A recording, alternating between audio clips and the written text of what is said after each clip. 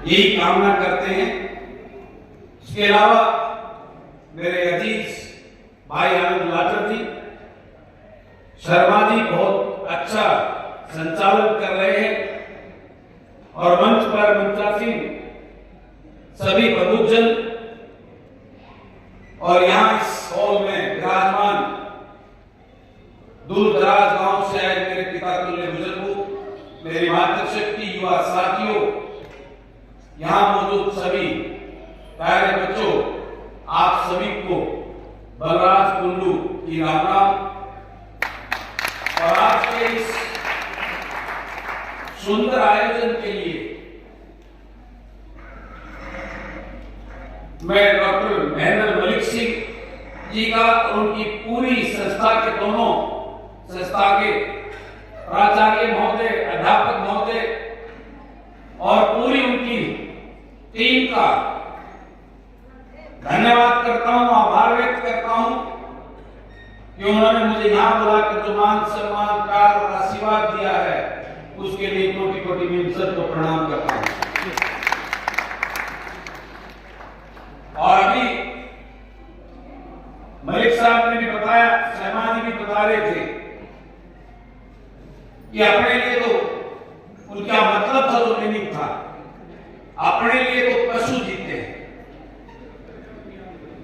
जिसको भगवान ने इंसान बनाया है, सच्चा इंसान वही है जो अपने लिए और अपने समाज के लिए जी। मैं तो एक छोटे से किसान परिवार में पैदा हुआ, छोटे से किसान परिवार में एक पोती का बेटा हूं। मेरे खानदान में तो किसी ने पंचायत मेंबर का चुनाव लड़ने की सोची भी नहीं थी, लड़ना तो बहुत दूर की बात है। लेकिन मेरे माँ बाप के, मेरे फादर साहब के जो संस्कार और जो उनका समाज के प्रति सोच को हमने देखा, उस पर चलने का एक छोटा सा प्रयास किया। मैंने तो खेत का हर काम किया है। मेरे फादर साहब जनरल साहब वो बीएसएफ में डिप्टी कमांडर थे और वो जब रिटायर आए तो उनको जो रिटायरमेंट में जो पैसा मिला, उस पैसे से पुराना ट्रक लेके मैंने काम शुरू किया। मेरे फादर साहब ज्यादातर भर्तियों में रहे बीएसएफ में। मेरे फादर साहब ने मेरे गांव के, मेरे गुहांड के लगभग 250-300 बच्चों को बीएसएफ में सिलेक्ट करवाया। कभी किसी का चाय का कप नहीं किया। और जो मकान मेरे दादाजी ने मेरे फादर साहब को दिया था, उनके हिस्से में जो आया था, उसके अलावा एक कड़ी भी नहीं चढ़ा पाए, क्योंकि उनको जो तनख्वाह मिलती थी, हम 5 भाई बहन हैं, हमारे को पढ़ा लिखा करना, इससे ज्यादा मेरे पास कुछ नहीं। तो पढ़ लिख कर अपने करो, तुम जैसा करोगे मैं तुम्हारे को पढ़ा लिखा सकता हूं, उससे ज्यादा मेरे पास कुछ नहीं तुम्हारे को। लेकिन उनकी अच्छी नीयत और सोच, उनके ईमानदारी के जज्बे ने, उन्होंने एक चीज जरूर कमाई कि वो जब छुट्टी आते थे तो उनका सामान, जो उनका बिस्तर था, उनका ब्रीफकेस था, वो कम से कम 4-5 घंटे पहले घर पहुंच जाता था। तो मेरी मदर को पता लग जाता था, क्योंकि पहले टेलीफोन तो थे नहीं कि साहब आ गए। मेरे गांव का हर छोटा बड़ा इंसान, जो मेरे फादर की, जो मैंने उनके प्रति श्रद्धा और जो उनके प्रति जो एक अपनापन देखा, उस बात से हमने सीखा कि वास्तव में समाज के लिए जीना और सबसे बड़ी पूंजी यही विश्वास और आशीर्वाद लोगों का होता है। और उसी बात को करते हुए वो रिटायरमेंट खाए थे, पुराना ट्रक लेके काम शुरू किया, लेकिन पूरी ईमानदारी और निष्ठा के साथ। तो मेरे माँ बाप के आशीर्वाद से, परमात्मा की कृपा से, हम भाइयों की मेहनत से इस मुकाम पर पहुंचे कि फिर दिमाग में आया, आप परमात्मा ने हमारे ठीक ठाक सुनिश्चित कर दिया, अब उस समाज के प्रति भी कुछ करना चाहिए। नहीं तो मेरा बोल तो मलिक साहब एक तांगा चलाने का भी नहीं था, बस तो बहुत बड़ी बात है। और एक नया संदेश इस प्रदेश में देने का काम किया।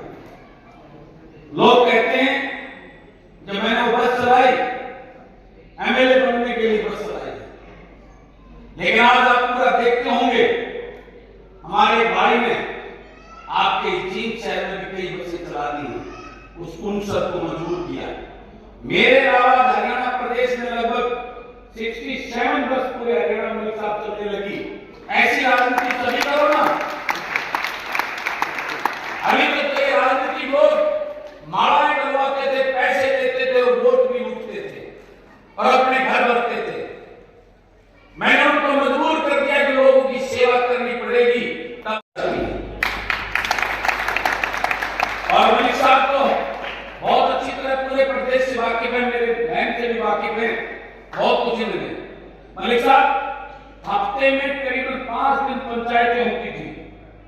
ये उस गांव के लड़के उस गांव के लड़के को कुछ कह दिया, उस गांव की लड़की को उस गांव के लड़के को कह दिया। पंचायतें होती थी, केस दर्ज होते थे थाने कचहरी में। लेकिन आप जाकर देख सकते हो मेरे महल हल्के में पिछले 8 साल में इस लड़कियों की छेड़छाड़ का एक भी मामला नहीं मिलेगा। जिस गांव में 5, 7, 10 लड़कियां हायर एजुकेशन के लिए जाती थी, आज कोई गांव ऐसा नहीं मिलेगा जिसमें 100, 150 लड़कियां कॉलेज में पढ़ने के लिए नहीं जाती।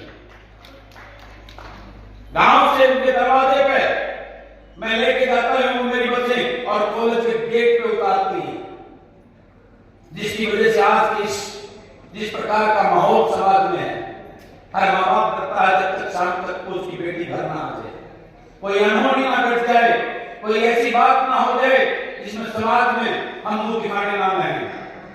क्योंकि बेटी हम सब का अभिमान है। हम बेटी हमारी वो शान है, अगर उसमें कोई दाग लग गया तो पूरे खानदान के दाग लग गया। आज उस माँ बाप को इस बात का हौसला हुआ कि वो बसें चलती हैं और वो घर से बैठेगी, मेरी बेटी कॉलेज में उतरेगी, कॉलेज के गेट से बैठेगी, अपने घर उतरेगी, उसको किसी बात की चिंता नहीं, वो निष्पक्ष शांति से अपना काम करता है, खेत में जाता है, अपनी बेटी की चिंता नहीं रहती उसको। मैंने इस प्रकार की राजनीतिक सोच इस प्रदेश में देने की बात की। तो मेरा एक अलग दिशा में, आप सब मलिक साहब तो जानते हैं राजनीति के बहुत उसमें रहे हैं। 3 साल पहले मलिक साहब मुझे मंत्री बनाने के ऊपर थी, लेकिन मैं उस किसान की, आप सब की, आपके बच्चों की आवाज उस सरकार के सामने उठाता रहा, तो कैसे बन जाता उनका गुलाम। तो मैंने वो गुलामी ना कह के मैंने उस बात को ठुकरा दिया कि मैं ये मंत्री पद नहीं चाहिए। मैं जो बात कहता हूं आपको उस बात को मानकर इस प्रदेश के युवाओं का भविष्य बचाने का काम करो। पिछले दिनों भी जो एक्सपेंशन हुआ है मंत्रिमंडल का, 1 हफ्ते तक मेरे ऊपर इतना प्रेशर आया कि अब आप ले लो, आगे आपका भविष्य, आगे सरकार फिर बीजेपी की आएगी। लेकिन मैंने उनके सामने सरेंडर नहीं किया। मैं छाती ताने इस प्रदेश के युवा के लिए, किसान के लिए, मजदूर के लिए, आपके बेटों के भविष्य के लिए उनके सामने छाती तान कर उनकी आवाज नहीं करता हूं, उनके सामने झुकता हूं। तो आज यही बात आपको कहना चाहता हूं। अभी शर्मा जी ने कहा था हमने कोई राजनीतिक बात नहीं करनी, लेकिन आज मैं ये बात कहना चाहता हूं, ये राजनीतिक बात नहीं है, ये आपके हमारे बच्चों के भविष्य का सवाल है। हमें इस बात को जरूर देखना होगा कि आज हम पूरी मेहनत करके मलिक साहब की ये टीम आपके बच्चों को तराशती है, अच्छे खिलाड़ी बनाती है। आज टॉप के 2 वर्ल्ड लेवल पर मेडल लाकर हमारे देश का, हमारे प्रदेश का नाम रोशन करते हैं। और वो जो खिलाड़ी मेडल लेके आते हैं तो हमारे देश के और प्रदेश के प्रधानमंत्री और मुख्यमंत्री उनके साथ फोटो सेशन करवाते हैं, फोटो खिंचवाते हैं, उनको घर पे खाना खिलाते हैं। लेकिन वो फोटो खिंचवाने के बाद 4 दिन के बाद हमारे बच्चों को कोई पूछने वाला नहीं है। आपने देखा होगा पिछले दिनों हमारी बेटियों को किस प्रकार से रोड पर घिसा कर उनका अन्याय, उनके साथ अन्याय करने का काम किया। लेकिन वो कोई मुख्यमंत्री, प्रधानमंत्री जी एक शब्द भी नहीं बोल पाए उनके लिए, ये सिर्फ हवाई लूटने के लिए। तो आज जो आपके बेटा बेटी, जो हमारा सुनील अभी वर्ल्ड निश्चित रूप से सोना लेकर आपका एक बेटा आएगा, आपका लेकिन उसके बाद पहले हमारे बच्चों के जो स्पोर्ट्स में आते थे, बड़े बड़े पद, अच्छी अच्छी नौकरियां उनको दी जाती थी। आज उनका भविष्य खतरे में है। अब चुनाव का समय है, आपको इन चीजों को ध्यान में रखकर ये वोट जो अभी मलिक साहब कह रहे थे, ये वोट नहीं है कि किसी को दे दोगे, ये वोट वो अधिकार है जो संविधान ने आपको दिया है। इस वोट से आपके बच्चों का भविष्य सुनिश्चित होता है। आपकी ये वोट एक गलत बटन दबाया हुआ, वो आपके बच्चों के भविष्य को, गलत आदमी को चुना, आप अपने बच्चों का गला काटने का काम कर रहे हैं। इसलिए आपको जागना होगा। अब आपको ये पहचान कर कि जिसको आप वोट देते हो, क्या वो इस काबिल है कि उसको अपना प्रतिनिधित्व चुन हुआ? क्या वो इस काबिल है कि वो आपके लिए, आपके बच्चों के लिए, अपने समाज के लिए आपका वकील बनकर उस विधानसभा लोकसभा में लड़ने के उनके हक दिलाने का काम करेगा? इस बात की आपको चेतावनी दी। आपको अंधभक्त बनकर कि पार्टी और नेताओं के द्वारा थोपे हुए अपने गुलामों को वोट नहीं देनी। आपको वोट उसको देनी है जो आपका अपना हो, जो आपके लिए दर्द रखता हो, उस दर्द को महसूस करता हो। इस बात की बहुत आवश्यकता है और मैं वादा करता हूं, जिस दिन आप इस बात को पहचानने लगे, आपके बच्चों का भविष्य खुशहाल होगा, रोशनी होगा। आपका ये समाज जिसका सपने डॉक्टर महेंद्र सिंह मलिक ने सजोया है कि ये इतनी बड़ी संस्था खड़ी करके कि मेरा समाज का, हमारे युवा, हमारे चेहरे, हमारा भविष्य इस देश का, वो उस बुलंदियों को छुए, वो तभी होगा जब आप सब जागोगे, आप सब उस बात को महसूस करोगे। वरना एक दिन मलिक साहब भी हाथ पे हाथ बढ़ के, आज 70 साल की उम्र, लेकिन आज भी उनके चेहरे पर वो तेज है, वो तेज है तो समाज के लिए कुछ करने का जज्बा है। भगवान ने इनको मुझे कहना नहीं चाहिए, लेकिन मैं कहता हूं कि इनका कितना बड़ा जिंदा दिल इनके सीने में जिगर दिया है। इतनी बड़ी चोट इनको भगवान ने दी, लेकिन उसके बाद भी इन्होंने टूट के घर नहीं बैठे, ये खड़े होकर पहले से बिना के साथ इस समाज के, आपके बेटों को अपना बेटा मानकर, आपने अपने बेटों को अपना बेटा मानकर उनको दुनिया छुड़ाने के लिए आज 70 साल की उम्र में भी समाज में आपके बीच में खड़े हैं। इस बात को आपको पहचानना होगा, जानना होगा। इनका कोई स्वार्थ नहीं है, ये किस ओहदे से रिटायर हुए हैं। मैं आपको अचरज दिखाता हूं, ये आईपीएस जो डीजीपी रैंक के होते हैं, उनको तो सामान्य से बुद्धू आती है, उनके अंदर वो अहंकार, वो घमंड होता है पुलिस की नौकरी करने के बाद को, लेकिन इनके अंदर जो सहज भाव, जो अपनापन और वही डाउन टू अर्थ वाला जो भाव देखकर वास्तव में इनको तो नस्ल मुड़ेगा इनके सामने नहीं करता है। ऐसी आपकी